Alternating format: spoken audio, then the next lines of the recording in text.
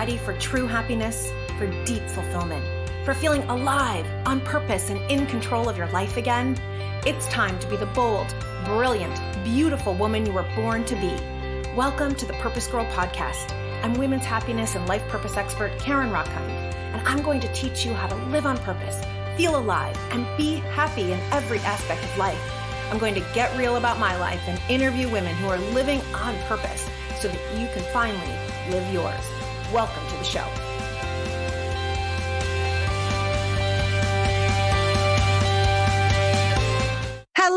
Hello, Purpose Girls.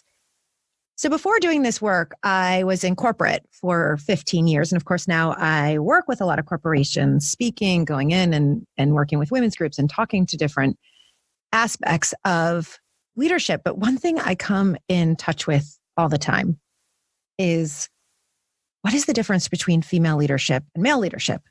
Is there any difference? I remember when I was vice president of marketing for an economic development firm in Cleveland, and I remember one of my colleagues thinking that I was a total bitch, that I was just so hard-nosed. And then, of course, a couple other colleagues would tell me, no, you're too much of a pussycat. You let everybody run all over you. And of course, then I was just getting so overwhelmed that I really didn't know how to be a leader. I would open up books and I would try to do what they said. But in truth, now that I know what I know, now that I'm on this side, working with companies, working with all of you amazing women, I know that we're not men. And all those books I was reading were about how to be a leader as a man, like how to be a man. And as wonderful as men are, this is not man bashing, it's simply to say that we're different. We know from research that women's brains are different. Our brains develop differently beginning at 8 weeks in utero. We know from the research that psychologically, biologically, we have differences, we have different needs and different ways of communicating. And so the question is, what is it to be a female leader? How can us women be the best leaders possible? Well, my guest today has figured it out, and I am beyond excited to share her wisdom with you, because LeeAnn Mallorie is not only a colleague of mine, I consider her a soul sister and a friend. She is someone who shares my love of positive psychology, as she also has her master's degree in applied positive psychology from Penn. She also has done the work and is an expert on the feminine. And it's rare for me to meet anyone else other than me who has that combination. So this is going to be so juicy and so exciting. And LeeAnn has just come out with a new book that she is going to share with us. So let's talk a little bit about LeeAnn. So LeeAnn Mallorie, MAP, which is Masters of Applied Positive Psychology, began her career as an executive coach in 2006, working with leaders and teams from around the globe. Yet she soon found that something was missing, the body. This led her on a personal journey of physical, mental, and spiritual healing that took her into the depths of her soul and the heights of her consciousness. Committed to the belief that transforming business is the keystone to solving many of the world's stickiest problems, she brought each of these lessons back to her clients in the corporate sector. As the founder and CEO of Leading in Motion, LeeAnn has now spent over a decade helping leaders face bottom-line challenges while combating both meaning depletion and burnout. She does this by using practical embodiment tools to bridge the gap between the hard-driving logical mind and the deeper wisdom of the soul. Her new women's leadership book, Guts and Grace, best title ever, offers a concrete, actionable doorway to greater power, resilience, influence, ethics, and impact at work. LeeAnn, welcome to the Purpose Girl podcast. Thank you, Karen. It's so awesome to be here. I am so excited to have you here because as I was reading Guts and Grace, which, as I said, is the best book title ever, that what struck me was how you are speaking to being a woman. Rather than us having to hide that we're women in some sort of, pinstripe suit, nothing wrong with pinstripe suits, but that we have to hide it, rather than us having to pretend that we don't have emotions when emotional intelligence is all the rage in business, but for some reason, as women, we're not supposed to have emotions. That's what actually makes us so awesome at being friends and parents, et cetera. You really have explored how to merge these two aspects. So I want to begin with, what do you notice about women and leadership as you're out there with your clients? Yeah. I mean, when I think about how I came to do this work, and this isn't what you asked, but it's really how I see, is that so much of the training that happens in the earlier years of business, when we get into the corporate world or we start doing this kind of work, is, like you said in your story, really basically how to be more like a man to be able to be successful. And the problem is that to make that happen, many of us, mostly unconsciously, sometimes very consciously, your story about, am I a bitch or am I a pussycat? Like sometimes we're aware of it, but also it happens unconsciously. It's like the soup that we swim in kind of informs us that to be able to fit that mold, especially if it's not how we're naturally built. Because some of us have really strong natural masculine qualities and we're like, great, I can rely on that. I can use that. Some of us don't, or that's not just our kind of automatic way of being, or we have those and we have other things. Mm-hmm. And we basically start to put certain things away. And it works for a while. This is the thing about it, right? Is like, it helps me to get my first promotion. It helps me to kind of get the next promotion. I'm climbing the ladder. Things are going well. And then what I often see is that there's a moment where suddenly there's something else that's needed, because at the higher levels of leadership, it's really different skill set that are needed. And suddenly we kind of look around and go, wow, I don't know how to do that, or I'm not doing that, or that's not who I am, but maybe it was who I am. So I was really blessed when I started my early career to work with high-level leaders as a really young woman, frankly. And so much of what I got to see was that they were having breakdowns either in their personal lives and or on the work front at the higher levels, because they just lost certain parts of what would make them a whole and well-rounded leader. And what I think you may know this, but my capstone, my thesis from our Penn Masters of Positive Psychology was on practical wisdom, which is a leader or anyone's capacity to do the right thing in the right moment, in the right way, at the right time. So to be able to respond to what the situation calls for from you. So much today we talk about agile leadership. We talk about being able to respond. We talk about, having access to all these different parts of ourselves so that we can do what's needed. And when we're half cut off, or we've played in such a way that, our feminine side or any side of us is not allowable or available at work, we're not able to lead as well. And so I'm an advocate for masculine and feminine leadership, but it's like so much of the feminine is what has gotten left out for men and women, frankly.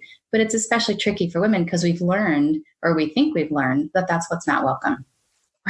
Right. This is so brilliant. So, I often talk about how we all have masculine and feminine in us, right? And the masculine is the do, get it done, structure, logical. And those are amazing skills that us women have.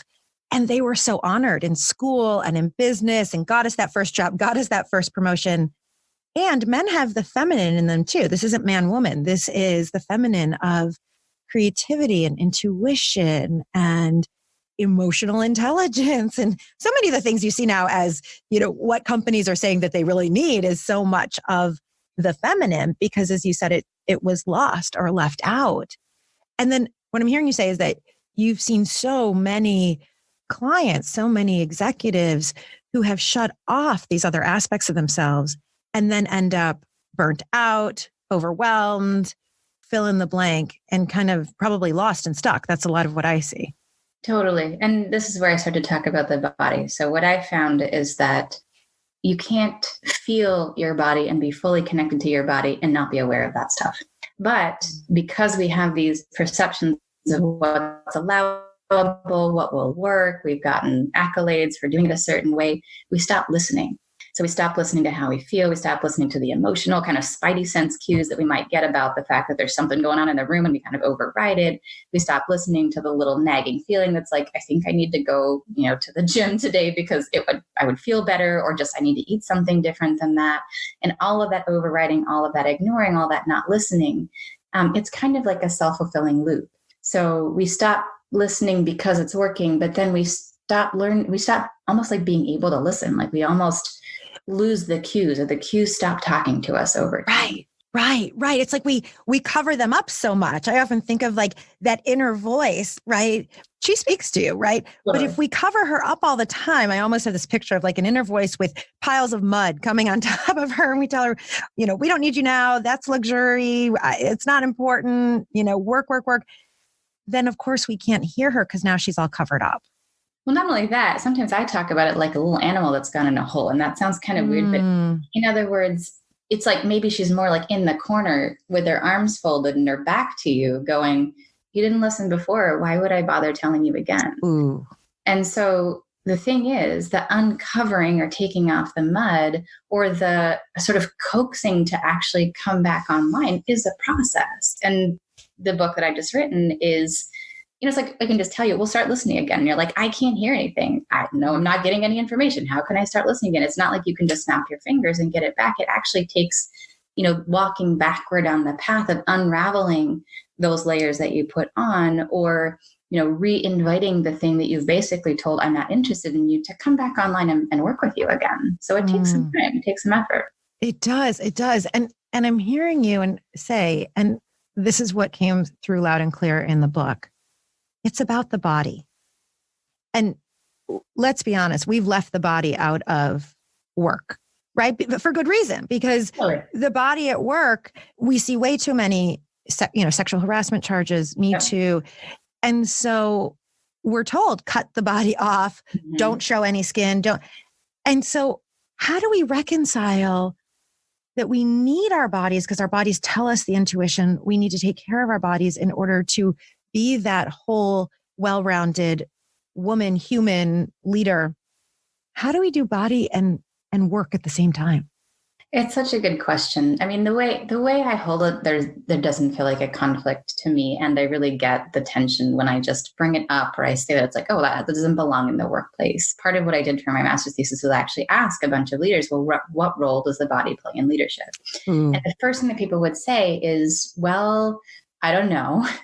And then I would sort of press them and they would go, okay, let me think. Like, if I'm not healthy, if I'm not feeling well, I can't lead well. And I'm like, okay, good, we're onto something, but what else? And then they would just kind of go blank.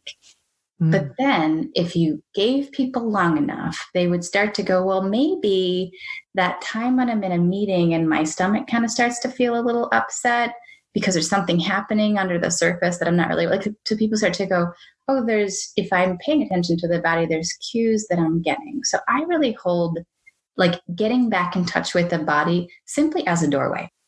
It's not the only thing. It's not, it's not whatever we might make it up to be, but rather it's a gateway or a doorway to be able to start getting pieces back or getting cues back that can open up a whole world of other competencies in the context of your leadership, whether you're a man or you're a woman. Yeah. So I'm a bit provocative and I'll say it starts with the body. That's one of my taglines on my other website. And I'll say the body is what's missing. It's not, obviously our bodies aren't missing. We are going to work in a body. You can't really do anything. You can't take any action without your body. They're there. But it's like, is it a doorway? Is it is it something that including exactly? Yeah. Our bodies, our bodies tell us so much. Like you're saying, we get a funny feeling. That person is not being honest. Or we get, excited and an idea. I hear this from women all the time. I had the idea. I just didn't speak it. And then, of course, someone else spoke it and they got tons of credit. So our bodies really do tell us so much. And if we don't listen, then there's no way that we can flourish and thrive and be that leader. Totally. And I want to just reemphasize the thing I already said, which is if you're listening to this and you're going, but I don't get any information, I promise you there's information to be had. It's that if you've practiced not listening, your body will stop giving you the cues, or they'll mask, or you won't be able to hear it. And so I have a lot of people say, well, I'm not sure this work is for me. I'm not sure I really have that. I've never met a person, male or female, who doesn't actually have access to that. The question is like, how far away from it are you right now? And what are the steps to bring it back online? Because when you do, you suddenly have access to all this extra information and all these extra tools that you didn't have before. How can that be bad? And it can be bad. I mean, and then I'll say, because everything about my brand at this point is the and. Yes, and there's a lot to be had here. And it might be bad, challenging, scary, all these other things, which is if, for example, you have trauma in your body or you've experienced sexual harassment, or you've gone through things, the walking backwards to have access to it again might be a challenging path. So I want to say that as well, in case you're thinking like, yeah, I tried that and I don't know how to go there. Like acknowledging that as well, that it is a real healing path. Yeah. And that healing, that aspect of you will bring you more into your wholeness and bring you more into the ability to show up in every area of your life, whether it's in the boardroom, it's at the kitchen table, right? Every area of your life, really feeling it and doing that healing will allow it. So if someone's listening and is like, but I don't even know how to walk backwards. I know you have a ton of tips in your book. And I'm telling you, people, this book is so good because it's practical and she shares all of the science. And so we're going to, of course, we have a link in the show notes. What's one thing that a woman listening to this right now could do to start listening to her body? I'll give you two. So one is feeling, and we could do this right now. It doesn't take a lot of time. We don't always take it super seriously, but literally if you just take a moment and drop your attention from whatever you've been thinking and actually bring your attention to the sensations in your physical body. So where do you start? Maybe you feel your feet. Maybe you feel you're behind on the chair. Warm, for example, cold, temperature, you can feel for pressure. And right off the bat, you might go, oh gosh, I'm uncomfortable. Or, oh wow, that sensation feels nice. Or wow, I can't feel anything. This is the first practice. Now, from here, you can do different things. You can bring yourself more into presence, for example. I teach this by coming more into your physical length, like letting yourself get a little taller, uncollapsed. Coming into your physical width, getting a little wider. You never want to take up space, or some of us don't. And then coming into your physical depth. So like including the back of your body and behind, as well as the front of your body and in front of you, like a 365 kind of presence. And you may already notice from here that something feels different or not.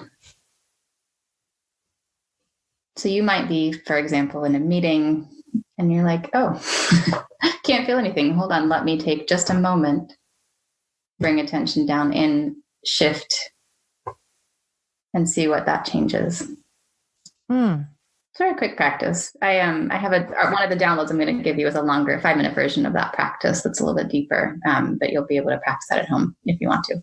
Oh, I love that. And LeeAnn has generously offered to give that to all of you listeners. So, and I have to tell you, I didn't even realize I was hunched over. Yeah. And when we hunch over, we're making ourselves smaller. We're also cutting off parts of our organs when we're hunched over. And of course, so many of us are now around computers and telephones. And so just you doing that, I felt my shoulders go back. I felt so much taller. I have to move my microphone, higher. I'm like, yes. And then I feel more confident, right? Yeah, then exactly. I feel bigger. And this is Amy Cuddy's research on, many of you have heard of power poses. So this idea that when you stand in a way that is more, takes up more space, in fact, and really is in your full presence, they found things like people were more likely to rate you as confident. You're more likely to feel confident. You're more likely to get a job if you've gone through an interview, these kinds of things. And it's not like you have to stand in a power pose, but physiologically, when the body is more upright, more open, more available, you have a different experience. Contrast that to I'm hunched over my computer, or I'm sitting in the waiting room texting on my phone with my head down and my shoulders hunched, and how often just because of our devices or the environment that we're in, are we doing that? And we don't realize what that's doing to us in our own experience. Oh, it's so incredible. I already feel more confident and open. So I love this. Part of why I love having all my guests on is they take me through the best exercises. So thank you. You're so welcome. I did have a second answer to your question too, in case someone feels daunted by that or you want another practice, which is let's hear it. Super simple. I talk about this, I think, in chapter 3 of the book. The practice is to take the words "I don't know" out of your vocabulary. So often we delude ourselves that we're not getting any information. And one way that we keep ourselves in that loop is that we just have an automatic, like, I don't know. I don't know what I want for lunch. I don't know what I feel like doing after work today. I don't know who I want to go out with tonight. But often we do, or we could know if we take the time and really hold ourselves in a container of listening. So if you're like, yeah, I want to start opening up a little something, try that for a week. I love it. I love it. I was reading that and so remembering a time I had gone out to dinner with my first husband. I mean, we went out many times, but this one I really remember. I was in the shower and he came into the bathroom and he said, hey, doesn't Mexican sound great for dinner? And my whole body was like, bleh. No, Mexican sounds disgusting for dinner. And I said, yeah, it sounds great. Now, why did I say it sounds great? I'm not asking you. I know now why I said it, because I was in such a pleaser mode and whatever he wanted and, oh, what's the big deal? And, we learn, well, what's the big deal? It's just food. But, you tell a beautiful story in there about you and a colleague having a similar experience. And then we were sitting at the Mexican and it wasn't, I wasn't satisfied. And then I was being grumpy and then I was picking fights. And then that's the memory of the evening when if I had just said, no, it doesn't sound that great. I'm thinking Italian and he and I could have found something that worked for us. And so as women, right, we often say we don't know. When we do know, we just don't want to hurt anyone else's feelings, or we literally have been out of touch. So what do you see as different about women's leadership?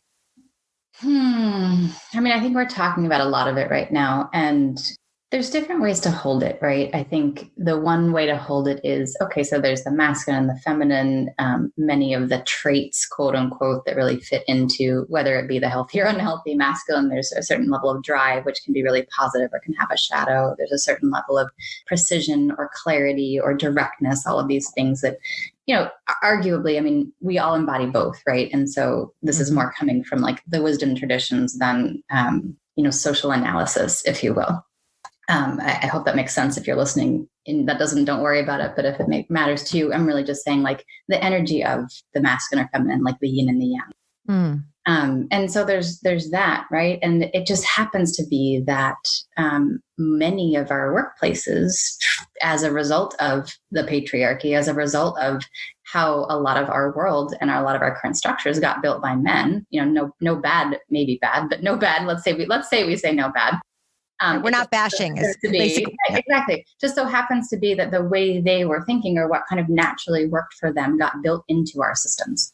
And so that's a certain version of leadership. And when you look at a lot of the texts and even the women's leadership texts, a lot of them are like, here's how you can hack that. Here's how you can get to be more this way. You can negotiate this way. You can, get things done this way. You can drive this way so that you can get ahead. The other side is interesting, right? So the feminine in leadership, this may not be the same as women's leadership, but to play the other side for a minute, the feminine leadership is, right, these things like maybe emotional intelligence, being able to listen more deeply, having a sense of relationality, being able to actually collaborate or coordinate, or just paying attention that you're not the only person in the room, for example, like this sort of more whole, more inclusive. And that can be shadowy too. It's like, that's the place where, I just take everybody and not me, or I over collaborate and we never make a decision, right? So that's not necessarily a good or a bad. It's just like those energies might fit in the bucket of feminine. For me, women's leadership is women doing things the way that are most native and right for them from both of those pieces, rather than just doing what I think I'm supposed to do because of the way the patriarchy has set up what companies and what leadership has meant for a long time. So I'm not necessarily one of those people who's going to say, hey, here's 10 ways to be a woman leader, do this. That's just never been the way that I've worked. I'm more going to say, do you want to go on a journey where you figure out what leading from yourself looks like versus leading from sort of the traditional patriarchal way of leading or from the textbook? Yeah. So I would say leading like a woman is allowing yourself or daring to be native to you and to trust actually that will also work. And of course, be a translator, speak the other language when it makes sense and when it's needed. I'm not saying throw the baby out with the bathwater, but can you be a woman who walks in and goes, the skill that I have of seeing the bigger picture or sensing something under the surface, that's relevant here. I trust that in my own self, my own core and center is strong enough that I can choose to lead from there versus the thing I think I should do. For me, that's really leading like a woman. It's so beautiful and so profound. I love how you have really felt into that it's being native for everybody, whatever native is to you, that it's not, the male, female, feminine, masculines, all those pieces as needed. We don't do that. We end up with the cookie cutter opposite version of what we have now, which isn't necessarily going to be helpful and may not feel native to a lot of people. There may be a lot of women listening to this podcast who are like, I don't resonate with feminine qualities. Great. Okay, cool. But are there ways that you've embodied things that aren't fully you? Let's call that the patriarchy, whatever that means. And are you willing to allow more of your own self, whoever you are, to come through? Yeah. And what I find is a lot of people don't speak this feminine, masculine language, and which is fine because it hasn't, made its way everywhere yet. You and I have been trained and done a lot of work in this area. And that what I find, I just worked with a client this morning who succeeded extraordinarily well in her corporate job for 25 years and gets big ego boost out of it. Big, like importance and all of that. And has 3 children and has her own business on the side and is like, why am I anxious? Why am I depressed? Why am I now? Of course, there's like a time question, but beyond the time question, as she and I really got into it, she was completely not in her heart.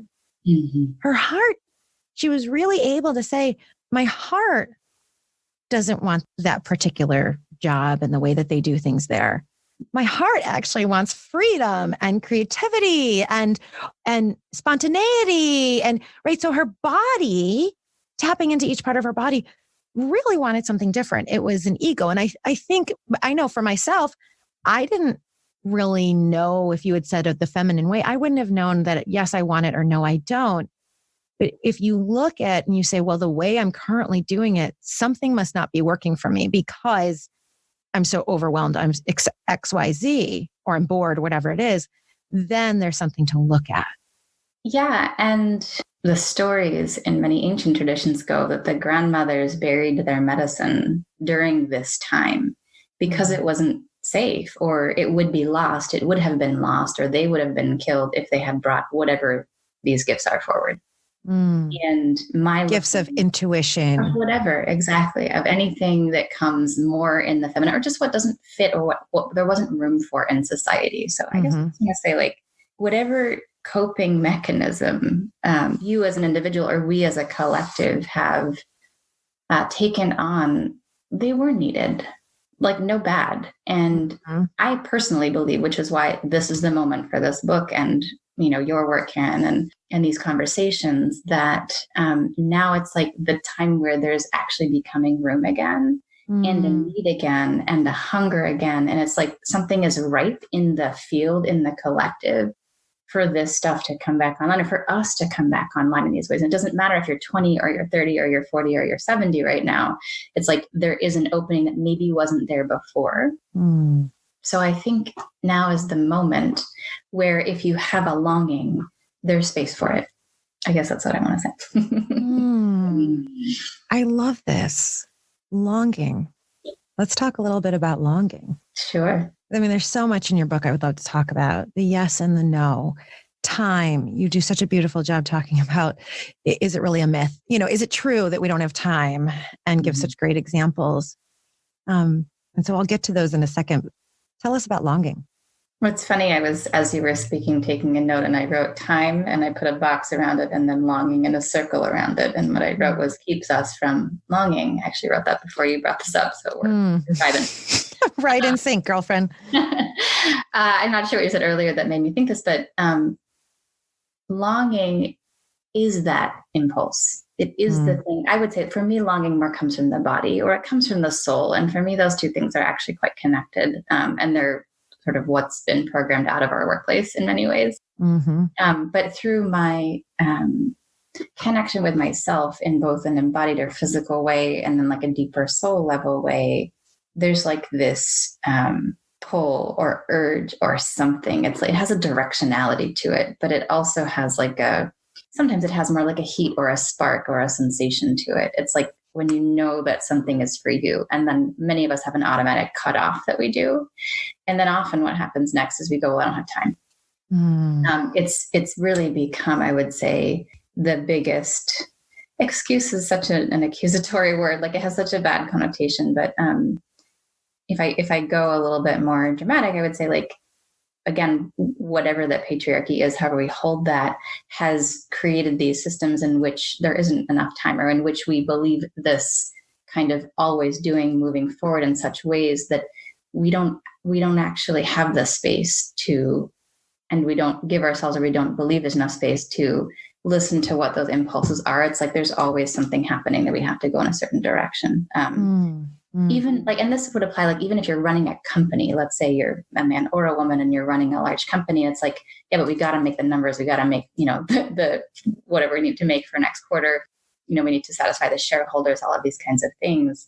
And yet there's an impulse. Maybe it's an impulse to go a different direction, to change because a lot in innovation, like the company didn't make it because they missed that moment of listening of something is going to change in the market or in the field or in what we're doing. And we need to respond to that. And so you can see this at the very kind of macro and the very micro level of a human being individual, that something about the drive prevents the listening to the longing, the thing, the impulse. For me, it's just the impulse itself. The game is, do you allow it? Do you stay with it for long enough for it to talk to you? Do you let yourself actually get curious about it? Because sometimes it's freaking confronting. Sometimes the longing is like 180 degrees different than my life, or sometimes the impulse in the market or in the business is 180 degrees different than how we're currently doing business. Like, it disrupts things. And it often doesn't make any sense.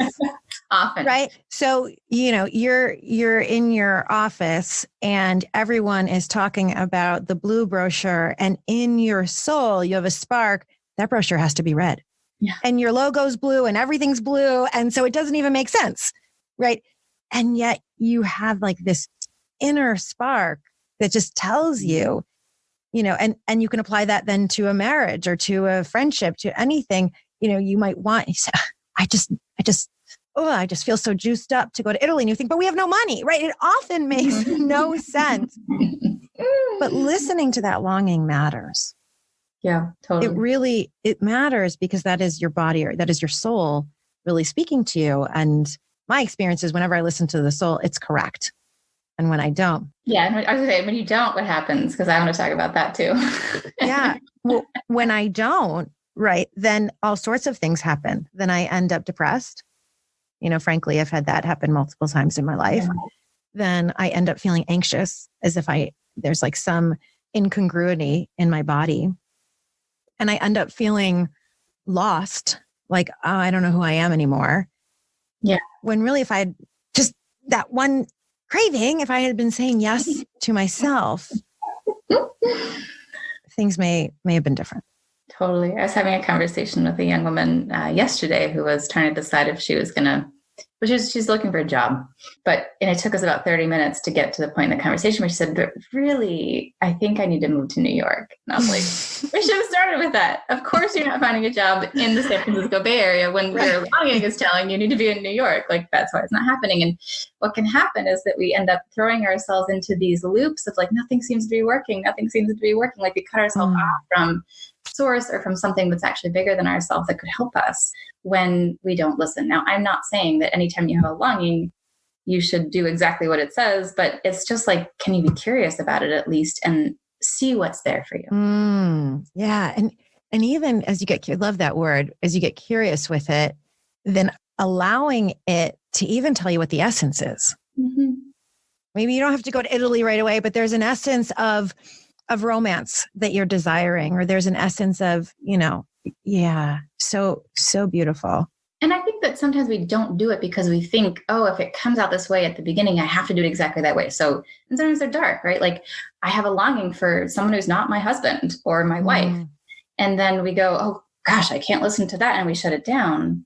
But that might just be the way that you first got an indication that there's something you want to juice up about your sex life, or something totally unrelated, but it's like you need some kind of nourishment that's not there right now. It doesn't mean that you have to do what you think it says at the beginning. And I think that is often I will go, it's like, I have a longing to leave my job. Well, does that mean I need to leave my job right away? Well, maybe, but maybe not. Maybe it means you need to go have a difficult conversation with someone about the fact that you're not in the right role. Right. This is so brilliant. LeeAnn, this is so incredibly brilliant. You are incredibly brilliant, my friend, because now as I really think what has happened when I have not listened, first of all, the voice doesn't go away. So we think we're just putting it in a box and putting it on the shelf, but let's be honest, it just starts screaming louder from the shelf, right? Like, so the voice doesn't go away. And like you said, then I'm in circles and wondering what's wrong when the voice is still there. And I think there's something interesting here that we either try to make it go away and pretend it's not there, or we think we have to do this impulse and go listen to it right now. But that was such a great example. If you're thinking you're longing for somebody else, say, hey, what does this tell me about what I desire in my marriage, what I desire in my partnership? And how can I bring that to our relationship right now? Totally. How can I bring this to the business right now? Yeah. I would even venture to say that in some way, the ignoring and the impulsivity are really actually two sides of an ego coin or a shadow coin. And they both keep us from actually listening in a deeper way and really going on the ride that might be possible to be had. Like some of us override by just doing or being impulsive. Some of us override by ignoring, which is why it took a while to write Guts and Grace, because the symptom of not doing these things, of not connecting, of not going in, it can look really different for different people. And so some of what I was trying to do, and when I'm in a conversation, I kind of know where to go with someone. But if I'm writing to a group or, trying to express something more broadly, it's like, it may look this way or that way for you. It may not be obvious exactly, but when you get underneath it, it's actually the same dysfunction, or it's the same thing that needs to be rehabilitated. You do a beautiful job of this in the book, where you have the chapter on yes and no as an example. And you might be out there and you're the person who says yes to all these things that you don't want to, the dinner invitation, the promotion, all these things, and where you really need to learn to say no. And then you share the flip side, or you might be the person who says no to everything. And then it's experimenting with your yes. And you do that with time, and you do that with so many different things. And I so appreciate it. So LeeAnn, what is one or two takeaways that you want everyone to take away from Guts and Grace and from your work, from women's leadership? This is what I usually say, and I'll say it again because I stand by this, which is that your body can be a doorway. And that, again, it doesn't have to be hard or complicated. It doesn't mean you have to go to the gym 10 times a week. It's just at the very base level to start listening to some of these things we said, right? To your longing, to a little bit of a sensation that you're not sure what to do with, and that the practice is to listen and to be curious and really to trust in a way. And that is my version of the best story that I know how to offer to be able to lead more like a woman. It's just listening. It is about listening. So I just want to put a picture frame around that, LeeAnn, and hang it on the wall. It's just gorgeous. All right. So I know we only have a minute or so left, but I love to do something I call a purpose power play round with all of my guests. Just going to ask you one or two very random questions, and whatever is the first thing that comes to your mind is the correct answer. Are you down to play? Okay. What did you have to stop doing or let go of to be who you are and where you are now? I had to stop being depressed. I had to stop going down the rabbit hole of my own very juicy emotional hole. Yeah. I mean, as women, we have that full range. We've got the high highs. We can have the low lows. And so just not allowing it to suck you in like a vacuum. Yep.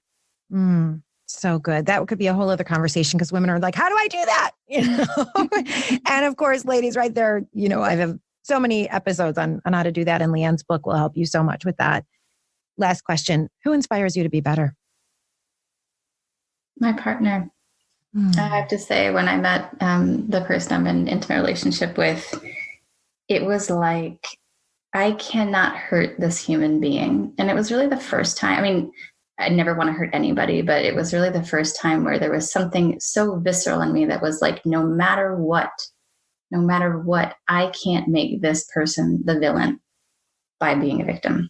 And that was so easy for me to do that I was like, oh, this is something special, because it would be like, there'd be these moments where I'd want to go into whatever I would normally do to someone that I was in relationship with when it wasn't going well. And I'd be like, I can't do that here. I cannot do that. Right. So we all want to know how you do that too. So, okay, we've got follow-up to do with LeeAnn. I have chills. That's absolutely beautiful. So LeeAnn, if people want to find you, I know you have a free gift for us today. How can everyone get a hold of it, and how can, leaders find you? Yes, indeed. So so if you want to find out about the book and the women's work that I do, it's gutsandgrace.com. We're literally going live today, October 3rd, 2019, with a new site, and the book will be out in January, but you can get on the list for the book on the book page. You can also we have a download that's I think it's a 20-question assessment on becoming a full-bodied leader, and a couple of downloads which are an embodied joy meditation and a longer version of the centering practice that we did together. So a couple of guided meditations and an assessment for you there. On the homepage, I think we're also going to send you a link where you can go get that directly as well. Beautiful. So you can find all those links in the show notes. And I know that everyone, you're going to want to get this book. Anyone who's a leader in any way, which is all of us, whether you're a leader in your family or a leader in business, this book is fantastic. And she totally backs it up with all the research, just like we do so often here on the Purpose Girl podcast. LeeAnn, thank you, thank you, thank you. You have shared so much wisdom with us, and we are so grateful. Thank you, Karen. It's been awesome to be here. And thanks, all you Purpose Girls. And thank you, Purpose Girls. Thank you, thank you, thank you for listening to this episode of the Purpose Girl podcast. We hope you loved it. And if you did, and you have not yet left your 5-star review, then please, please, please head on over to Apple Podcasts or wherever you listen and give us that 5-star review. One sentence, one word even, just helps women all over the world find us. Of course, if you haven't yet joined the Purpose Girls Facebook group, it's totally free. Every day, my team and I post messages, quotes, questions, journal articles. I do a Facebook Live every week for you to get support, for you to continue this journey of becoming the purposeful, happy, bright, brilliant woman you were born to be. Of course, you can find me on Instagram at Karen Rockkind. I also do a lot of different lives there and different posts, so find me over there, and on Facebook at Coach Karen Rockkind. And if you have not yet gotten your Living on Purpose workbook, it's totally free at PurposeGirl.com, where I ask you a ton of questions to help you get in touch with your truth and your purpose. Of course, the most important thing you can do is to share the Purpose Girl podcast with every woman you know. Share it widely. Share it with the women in your workplace. I mean, this episode is perfect for you to have a company meeting with, and share it with the women and the men in your office. Share it with your mom, share it with your sister, share it with friends, because we are changing the world one woman at a time. And that is how we're creating community. We're creating momentum. You are doing that. And I so appreciate you for it. As always, may you live purposefully. May you love yourself, my love, and may you love life. Bye for now.